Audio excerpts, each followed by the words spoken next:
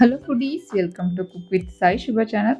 ತಿಂತಾ ಇದ್ರೇ ಬಾಯಲ್ಲಿ ಇಟ್ಟ ತಕ್ಷಣ ಇದು ವೆಜ್ಜಾ ನಾನ್ ವೆಜ್ ಅನ್ನೋ ಥರ ಗೊತ್ತೇ ಆಗಲ್ಲ, ಅಷ್ಟು ಟೇಸ್ಟಿಯಾಗಿ ನಾನಿಲ್ಲಿ ಮಶ್ರೂಮ್ ಕರಿನ ಮಾಡಿ ತೋರಿಸ್ತಿದ್ದೀನಿ. ಗ್ರೇವಿನ ಪೂರಿ, ಪುಲ್ಕ, ಚಪಾತಿ, ಪರೋಟ ಎಲ್ಲದಕ್ಕೂ ಬೆಸ್ಟ್ ಅಂತಲೇ ಹೇಳ್ತೀನಿ. ಮಾಡೋದು ಕೂಡ ತುಂಬ ಸಿಂಪಲ್ಲು, ಟೇಸ್ಟ್ ಮಾತ್ರ ತುಂಬಾ ಚೆನ್ನಾಗಿ ಬರುತ್ತೆ. ಯಾವುದ್ರ ಜೊತೆ ತಿಂದ್ರೂ ಟೇಸ್ಟ್ ಮಾತ್ರ ಸೂಪರ್ ಅಂತಲೇ ಹೇಳ್ತೀನಿ. ಬನ್ನಿ ಈಗ ಈಸಿಯಾಗಿ ಹೇಗೆ ಮಾಡ್ಕೊಳ್ಳೋದು ಅಂತ ನೋಡೋಣ. ವಿಡಿಯೋ ಇಷ್ಟ ಪ್ಲೀಸ್ ಲೈಕ್ ಮಾಡಿ.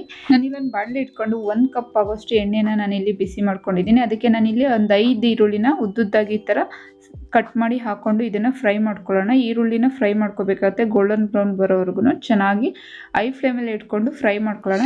ನೋಡಿ, ಈಗ ಒಂದು ಅರ್ಧ ಫ್ರೈ ಆಗಿದೆ. ಈ ಒಂದು ಟೈಮಲ್ಲಿ ಮೀಡಿಯಂ ಫ್ಲೇಮಲ್ಲಿ ಇಟ್ಕೊಂಡು ಫ್ರೈ ಮಾಡ್ಕೋಬೇಕಾಗುತ್ತೆ. ಈರುಳ್ಳಿ ಜಾಸ್ತಿ ಬೇಯಿಸೋಕೆ ಹೋಗ್ಬೇಡಿ, ಕಹಿ ಬರುತ್ತೆ.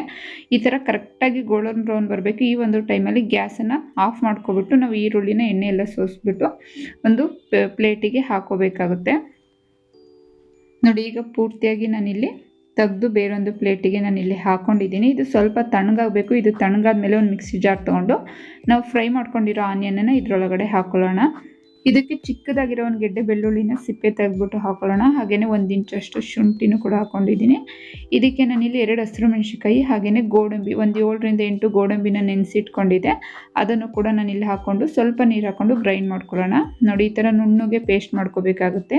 ನಾನಿಲ್ಲಿ 250 ಗ್ರಾಮ್ ಮಶ್ರೂಮ್ನ ತೊಗೊಂಡು ತೊಳೆದು ಈ ಥರ ರೌಂಡಕ್ಕೆ ಈ ಥರ ಕಟ್ ಮಾಡಿ ಇಟ್ಕೊಂಡಿದ್ದೀನಿ.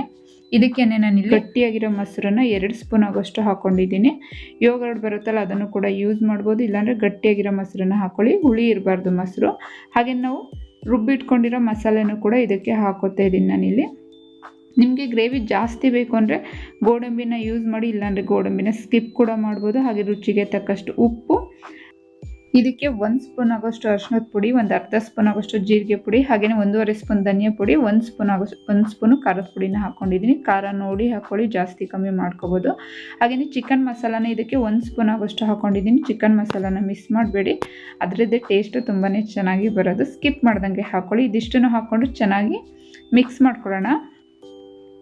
ಈಗ ಇದು ಚೆನ್ನಾಗಿ ಮಿಕ್ಸ್ ಆಗಿದೆ. ಈಗ ಇದನ್ನು ಹಾಗೆ ಸೈಡಲ್ಲಿ ಇದನ್ನು ಎತ್ತಿಟ್ಕೊಬಿಟ್ಟು ನಾನಿಲ್ಲಿ ಒಂದು ಬಾಣಲೆ ಇಟ್ಕೊಂಡು ಅದಕ್ಕೆ ಒಂದು 3 ಸ್ಪೂನ್ ಆಗೋಷ್ಟು ಎಣ್ಣೆನ ಹಾಕ್ಕೊಂಡಿದ್ದೀನಿ. ನಾನು ಈರುಳ್ಳಿನ ಫ್ರೈ ಮಾಡ್ಕೊಂಡಿದ್ದೀನಲ್ಲ, ಅದೇ ಎಣ್ಣೆಗೆ ಒಂದು ಅರ್ಧ ಸ್ಪೂನ್ ಆಗೋಷ್ಟು ಜೀರಿಗೆನ ಹಾಕ್ಕೊಂಡಿದ್ದೀನಿ. ಅದಕ್ಕೆ ನಾವೀಗ ಮಶ್ರೂಮನ್ನು ಮಿಕ್ಸ್ ಮಾಡಿಟ್ಟಿದ್ವಲ್ಲ, ಅದನ್ನು ಕೂಡ ಹಾಕ್ಕೊಂಡು ಚೆನ್ನಾಗಿ ಮಿಕ್ಸ್ ಮಾಡ್ಕೋಬೇಕಾಗುತ್ತೆ. ನೀವು ಎಣ್ಣೆ, ತುಪ್ಪ, ಬೆಣ್ಣೆ ಯಾವುದನ್ನಾರ ಯೂಸ್ ಮಾಡ್ಬೋದು. ತುಪ್ಪ ಮತ್ತು ಬೆಣ್ಣೆನ ಯೂಸ್ ಮಾಡಿದರೆ ಟೇಸ್ಟ್ ತುಂಬಾ ಚೆನ್ನಾಗಿ ಬರುತ್ತೆ. ಇನ್ನೂ ನಾನಿಲ್ಲಿ ಆನಿಯನ್ ಫ್ರೈ ಮಾಡ್ಕೊಂಡಿದ್ನಲ್ಲ, ಅದೇ ಎಣ್ಣೆಗೆ ಹಾಕ್ಕೊಂಡಿದ್ದೀನಿ. ಇದನ್ನು ಕೂಡ ಹಾಕ್ಕೊಂಡು ಚೆನ್ನಾಗಿ ಮಿಕ್ಸ್ ಮಾಡಿಬಿಟ್ಟು ನಾವಿಲ್ಲಿ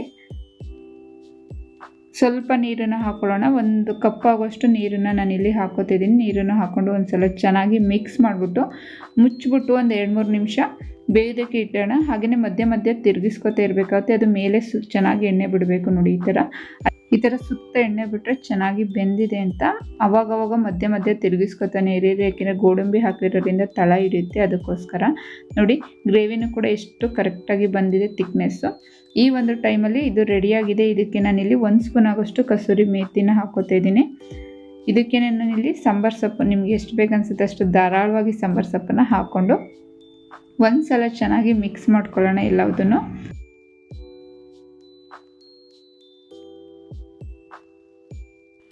ಈಗ ಇದು ಚೆನ್ನಾಗಿ ಮಿಕ್ಸಾಗಿ ಆಗಿದೆ. ನೋಡ್ಬೋದು ಎಷ್ಟು ಚೆನ್ನಾಗಿ ಬಂದಿದೆ ಅಂತ. ತಿಕ್ಕಾಗಿ ಎಷ್ಟು ಚೆನ್ನಾಗಿದೆ. ನೀವು ರೆಸ್ಟೋರೆಂಟಲ್ಲೆಲ್ಲ ಏನು ತಿಂತೀರೋ ಅದೇ ಟೇಸ್ಟಲ್ಲಿ ಸಿಂಪಲ್ಲಾಗಿ ಮನೆಯಲ್ಲೇ ಮಾಡ್ಕೋಬೋದು. ಇದ್ರ ಮೇಲೆ ನಾನಿಲ್ಲಿ 1 ಸ್ಪೂನ್ ಆಗೋಷ್ಟು ತುಪ್ಪನ ಹಾಕೋತಿದ್ದೀನಿ. ತುಪ್ಪ ಅಥವಾ ಬಟರ್ ಯಾವುದನ್ನಾರ ಯೂಸ್ ಮಾಡಿ, ಗೀ ಬಟರ್ ಯಾವುದಾರ ಯೂಸ್ ಮಾಡ್ಬೋದು. ನಾನಿಲ್ಲೊಂದು ಸರ್ವಿಂಗ್ ಬೌಲ್ ತೊಗೊಂಡು ಸರ್ವ್ ಮಾಡ್ತಾಯಿದ್ದೀನಿ. ತುಂಬ ಸಿಂಪಲ್, ತುಂಬ ಟೇಸ್ಟಿಯಾಗಿ ಬರುತ್ತೆ. ನೀವು ನಾನ್ ವೆಜ್ ತಿಂತಿದ್ದೀರ ಅನ್ನೋ ಟೇಸ್ಟಲ್ಲೇ ಅಷ್ಟು ಚೆನ್ನಾಗಿ ಇರುತ್ತೆ.